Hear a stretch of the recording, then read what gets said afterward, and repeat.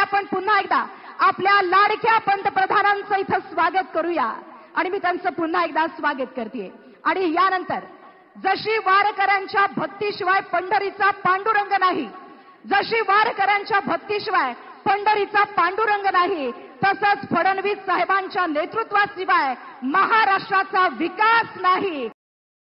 आणि अशा या महाराष्ट्राच्या विकासाचा ढाढ्यामाग महाराष्ट्र राज्याचे लाडके उपमुख्यमंत्री नामदार देवेंद्रजी फडणवीस साहेब आपल्याला संबोधित करतायत। जोरदार टाळ्यांनी आपण स्वागत करूयात सन्माननीय फडणवीस साहेब। भारत माता की, भारत माता की, छत्रपती शिवाजी महाराज की, धर्मवीर छत्रपती संभाजी महाराज की, येळकोट येळकोट। बाळू मामाच्या नावानं मंचावर उपस्थित असलेले अखिल विश्वातील सर्वाधिक लोकप्रिय नेते, आपल्या सर्वांचे नेते आणि भारताचे प्रधानमंत्री माननीय नरेंद्र मोदीजींचं आपल्या सगळ्यांच्या वतीनं मी या ठिकाणी स्वागत करतो। मंचावर उपस्थित आपले लोकप्रिय उमेदवार रणजित सिंह नाईक निंबाळकर, नीलमताई गोरे, जयकुमार गोरे, बबनदादा शिंदे, प्रसादजी लाड, गोपीचंदजी पडळकर, संजय मामा शिंदे, शहाजी बापू पाटील, प्रशांत मालक परिचारक, सदाभाऊ खोत, रश्मीताई बागल, संजीवनीताई पाटील, दिलीपराव येळगावकर, जयंतराव जगताप, दौलतनाना शितोळे, राजकुमार नाना पाटील, चेतनसिंग केदार, दीपक आबा साळुंके, जयकुमार शिंदे, कल्याणराव काळे, शिवाजीराव सावंत, सोमनाथजी वाघमोडे, दादासाहेब उराडे, चंद्रकांत कोकाटे, शिवरूप राजे, त्याचप्रमाणे शरद बापू, विक्रम कदम, सर्वच या ठिकाणी उपस्थित मान्यवर आणि उपस्थित माझ्या सर्व माता भगिनी आणि बंधूंनो, खरं म्हणजे इतक्या विराट संख्येने आपण सगळे लोक या ठिकाणी एकत्रित आला आहात, माझ्या मनात कुठलीही शंका नाही।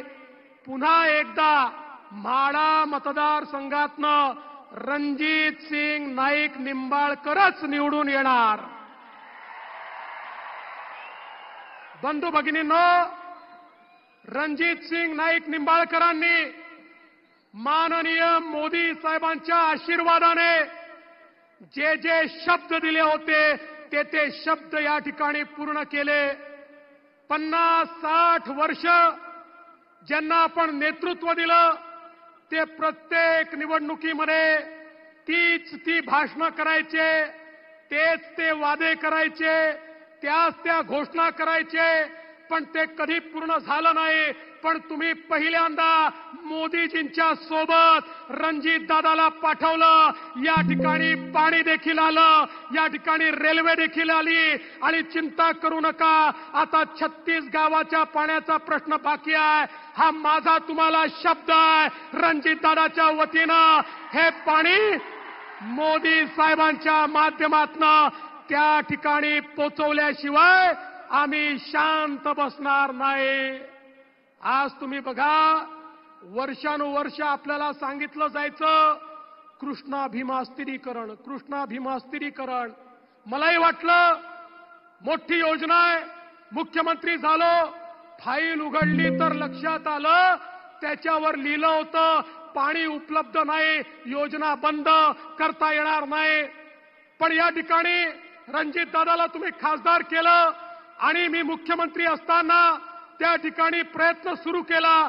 माझ्या लक्षात आलं की आपल्याला जे वाहून जाणारं पाणी आहे, जे फ्लडचं पाणी आहे, ते पाणी डायव्हर्शन कॅनलनी उजनीपर्यंत आणता येतं आणि या सगळ्या दुष्काळी भागामध्ये हे पाणी पोहोचवता येतं। आपण वर्ल्ड बँकेची परवानगी मागितली, माननीय मोदी साहेबांकडे गेलो, आमच्या रणजित दादांनी त्याचा पाठपुरावा केला। मला सांगताना आनंद वाटतो, या फ्लड इरिगेशन प्रोजेक्टला त्या ठिकाणी मोदी साहेबांच्या आशीर्वादाने वर्ल्ड बँकेने देखील तत्वता मान्यता दिली आणि पैसे देण्याचं कबूल केलं। आता कृष्णेचं पाणी, वाहून जाणारं पाणी हे उजनीमध्ये आणून त्या माध्यमातनं या संपूर्ण भागाला सुजलाम सुफलाम करण्याचं काम हे आपल्या सरकारच्या माध्यमातनं होणार आहे. बंधू भगिनींनो, मोदीजींसारखा नेता पाठीशी आहे. आपण पाहतो हायवेज पाहतोय, पिण्याच्या पाण्याच्या योजना पाहतोय, या ठिकाणी आपण सिंचनाच्या योजना पाहतोय. हे सगळं या ठिकाणी संभव झालं मोदी साहेबांचं नेतृत्व आहे म्हणून. मी तुम्हाला एवढंच सांगू इच्छितो, आता रणजित दादांच्या विरुद्ध पुन्हा एकदा जे उभे राहिलेत, जरा त्यांचाही इतिहास बघा. जे उभे राहिलेत त्यांचं एफिडेव्हिट बघा. मी तुम्हाला एक शब्द देतो, या तालुक्याला त्यांच्या दहशतीतून मी मुक्त करणार आहे. सामान्य माणसाला जो त्रास आहे, ज्या जमिनी बळकावल्या गेल्यात, जे लोकांचे खून झालेत, जे लोकांवर हल्ले झालेत, ज्या प्रकारे लोकांना प्रताडित केलंय, हे सहन केलं जाणार नाही. ही लोकशाही आहे, ही ठोकशाही नाही आहे. इथे अशा प्रकारे ठोकशाही ही चालू दिली जाणार नाही. बंधू भगिनींनो, मध्यंतरीच्या काळामध्ये सोलापूरला शरद पवार साहेब, सुशील कुमार शिंदे साहेब आणि विजयदादा एकत्रित आले आणि एकत्रित येऊन सांगितलं, आम्ही 30 वर्षांनी एकत्रित आलो आहे, पुढच्या पिढीच्या भविष्याकरता एकत्रित आलो आहे. तुम्हाला वाटलं पुढची पिढी म्हणजे तुम्ही, पुढची पिढी म्हणजे तुम्ही नाही, तुमच्या भविष्याकरता नाही. पवार साहेब सुप्रियाताईच्या भविष्याकरता, सुशील कुमार शिंदे त्यांच्या मुलीच्या भविष्याकरता आणि विजयदादा हे धैर्यशील आणि रणजित दादाच्या भविष्याकरता त्या ठिकाणी एकत्रित आले, तुमच्या भविष्याकरता एकत्रित आले नाही.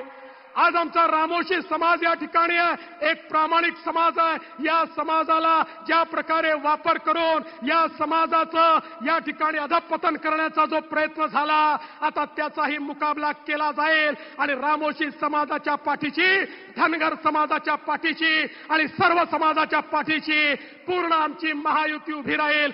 एवढंच सांगतो. पुन्हा एकदा आपल्या सगळ्यांच्या वतीनं माननीय मोदी साहेबांचं या ठिकाणी स्वागत करतो आणि रणजित दादांना पुन्हा दिल्लीला पाठवा. कमळाचं बटन दाबलं, वोट केवळ रणजित दादांना मिळत नाही, तुमचं वोट थेट मोदी साहेबांना मिळतं. त्यांना मतदान करण्याकरता रणजित दादांना निवडून द्या, एवढीच विनंती करतो आणि माझं बोलणं संपवतो. जय हिंद, जय महाराष्ट्र.